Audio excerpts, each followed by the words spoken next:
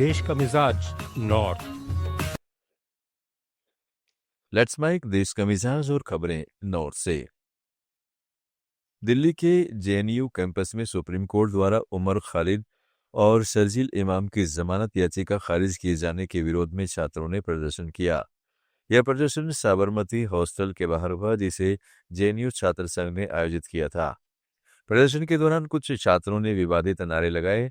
इनमें से कई नारे प्रधानमंत्री नरेंद्र मोदी, अमित शाह और उद्योगपति गौतम अडानी के खिलाफ थे। सूत्रों के अनुसार नारेबाजी के समय जेएनयू छात्र संघ के संयुक्त सचिव दानिश और सचिव सुनील मौके पर मौजूद थे। वामपंथी संगठनों से जुड़े कई छात्र भी वहां पर मौजूद थे। पुलिस और प्रशासन ने फिलहाल इस मामले पर कोई आधिकारिक बयान जारी नहीं किया है। जेएनयू में प्रधानमंत्री मोदी और केंद्रीय गृहमंत्री अमित शाह के खिलाफ लगाए गए विवादित नारों पर कांग्रेस नेता संदीप दीक्षित ने कहा, किसी भी अदालती फैसले के खिलाफ विरोध करने का अधिकार सभी को है, लेकिन मुझे नहीं लगता कि कब्र जैसे शब्दों का इस्तेमाल स्वीकार्य है। ये छात्र हैं, इन्हें विरोध करने का अधिकार है। अगर इन्हें लगता है कि जिन 2 लोगों को जमानत नहीं मिली है उन्हें जमानत मिलनी चाहिए, बड़ी संख्या में अन्य लोग भी ऐसा ही महसूस करते हैं, लेकिन इस तरह की भाषा का प्रयोग आपत्तिजनक है। Anybody has a right to protest against any court judgment. You're most welcome to do that. But I don't think use of words like qabr and all are acceptable. These are students. They have their right to protest. If they feel that whoever are the 2 people who have not been given bail, they should be getting bail, and large number of other people also feel the same. It's not a comment on whether they are innocent or not. But using this kind of language is particularly objectionable. In fact, let's mic देश का मिजाज north.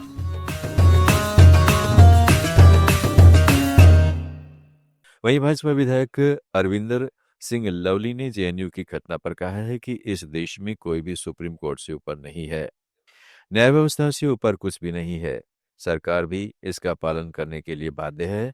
इस तरह के न्याय का विरोध करना और सिर्फ राजनीति करना, इसका मतलब है कि आप देश की एकता और अखंडता के लिए खतरा है। मैं ऐसे लोगों की निंदा करता हूं जो इस देश को टुकड़ों में बांटने की कोशिश कर रहे हैं। हुआ है तो इस देश की न्याय प्रणाली है और उस न्याय प्रणाली से ऊपर तो कुछ है ही नहीं। सरकारें भी बाध्य हैं उस न्याय को मानने के लिए।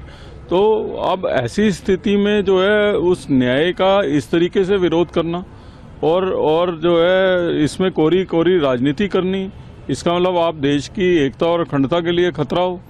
आप प्रधानमंत्री जी और सीबीएसई ने परीक्षा संबंधी तनाव से निपटने के लिए विद्यार्थियों के लिए मनोवैज्ञानिक परामर्श सहायता शुरू की है। कक्षा 10वीं और 12वीं के परीक्षार्थियों के लिए निःशुल्क परामर्श इस वर्ष 1 जून तक जारी रहेगा।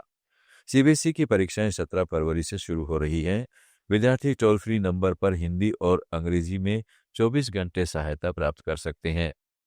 इस सेवा के तहत विद्यार्थियों और अभिभावकों को सीबीएसई से संबद्ध विद्यालयों के प्रधानाचार्यों, परामर्शदाताओं, विशेष शिक्षकों और योग्य मनोवैज्ञानिकों सहित 73 प्रशिक्षित पेशेवर सहायता प्रदान करेंगे। इनमें से 61 परामर्शदाता भारत में हैं। 12 परामर्शदाता नेपाल, जापान, कतर, ओमान और संयुक्त अरब अमीरात से हैं। देश के कई हिस्सों में घने कोहरे के कारण रेल सेवाएं प्रभावित हैं। कई रेलगाड़ियां देरी से चल रही हैं। भारतीय रेलवे के अनुसार कम दृश्यता के कारण दिल्ली आने वाली 70 से अधिक रेलगाड़ियां देरी से चल रही हैं। यात्रियों को स्टेशन पहुंचने से पहले अपनी ट्रेन की स्थिति जानकारी लेने की सलाह दी गई है। पंजाब पुलिस ने सीमावर्ती जिले पठानकोट में एक 14 वर्षीय नाबालिग को जम्मू के संवेदनशील रक्षा प्रतिष्ठानों के वीडियो और तस्वीरें पाकिस्तानी सेना और आईएसआई एजेंटों तथा अपने दोस्तों में साझा करने के आरोप में हिरासत में लिया गया है। यह नाबालिग 1.5 साल से ऑनलाइन उनके संपर्क में था। पठानकोट के वरिष्ठ पुलिस अधीक्षक दिलजिंदर सिंह ढिल्लों ने बताया कि उन्हें पठानकोट में संवेदनशील जानकारी जुटाने की सूचना मिली थी। उन्होंने कहा कि पंजाब पुलिस केंद्रीय एजेंसियों के साथ मिलकर पंजाब, हरियाणा और जम्मू कश्मीर के कुछ अन्य युवाओं की इस मामले में संलिप्तता की जांच कर रही है। आप सुन रहे थे let's mic more than radio. Follow कीजिए हमें हमारे सोशल मीडिया प्लेटफॉर्म्स पर। आप सुन रहे थे let's mic more than radio. Follow कीजिए हमें हमारे सोशल